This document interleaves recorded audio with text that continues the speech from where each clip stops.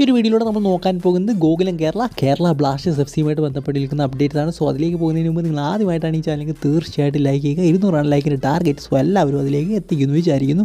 നാളെ എന്തായാലും കേരള ഫുട്ബോൾ ആരാധകർ കുറച്ച് ബിസി ആയിരിക്കും രാത്രി ആയിക്കഴിഞ്ഞാൽ. കാരണം 2 മാച്ചസാണുള്ളത്.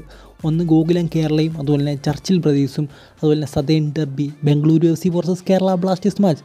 എന്തായാലും ഇത് രണ്ടും ഒരുമിച്ച് വേണ്ടായിരുന്നു. ഒന്നെങ്കിൽ ഏതെങ്കിലും ഒരെണ്ണം 4:30 മതിയായിരുന്നു, അല്ലെങ്കിൽ അടുത്ത ദിവസം അല്ലെങ്കിൽ അതിൻ്റെ പിറ്റേ ദിവസം ഏതെങ്കിലും ഒരു ദിവസം മതിയായിരുന്നു. രണ്ടും കൂടെ ഒരുമിച്ച് വെക്കേണ്ടായിരുന്നു. കാരണം രണ്ടും കാണുന്നൊരു വ്യക്തിയാണ് ഞാൻ. അതായത് ഇപ്പോൾ പ്രമോഷൻ വന്നതോടുകൂടി എനിക്ക് ഗോകുലം കേരള ISLലേക്ക് വരണമെന്നുണ്ട്. സോ അതുകൊണ്ട് തന്നെ ഞാൻ ഈ ഒരു മാച്ചും കാണും, അതുപോലെ തന്നെ കേരള ബ്ലാസ്റ്റേഴ്സിൻ്റെ മാച്ചും നമ്മൾ കാണും.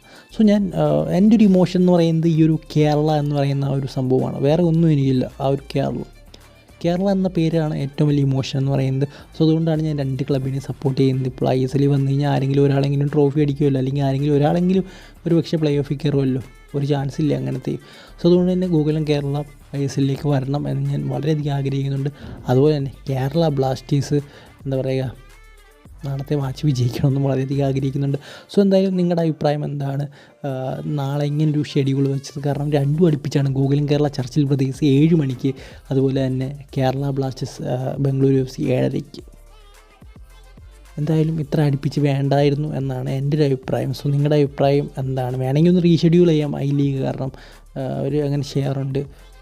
4:30 ലീഗ് വെക്കാം. പിന്നെ ഇന്ത്യൻ സൂപ്പർ ലീഗ് റീഷെഡ്യൂൾ ചെയ്തെന്ന് എനിക്ക് തോന്നുന്നില്ല. കാരണം ഇഷ്യൂ എന്ന് പറയുന്നത് ലീഗിനാണ്, ഗോകുലം കേരളയ്ക്കാണ്. കാരണം കേരള ബ്ലാസ്റ്റേഴ്സിൻ്റെ കൂടുതൽ ആരാധകർ തന്നെയാണ് ഗോകുലം കേരളയുടെ മാച്ച് കാണുന്നത്.